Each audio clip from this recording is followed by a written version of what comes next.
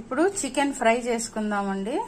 So దీనికోసం కడాయి తీసుకొని దీనిలో కొద్దిగా ఆయిల్ తీసుకుందాం.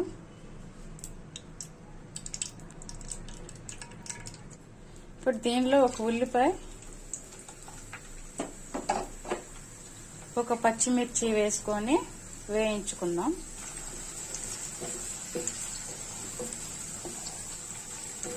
ఉల్లిపాయలు బ్రౌన్ కలర్ వచ్చేంత వరకు వేయించుకుందామండి.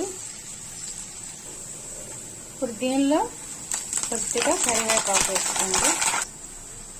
ఆనియన్స్ బ్రౌన్ కలర్కి వచ్చిన తర్వాత దీనిలో ఇప్పుడు మనం మ్యారినేషన్ చేసిన చికెన్ వేసుకుందామండి.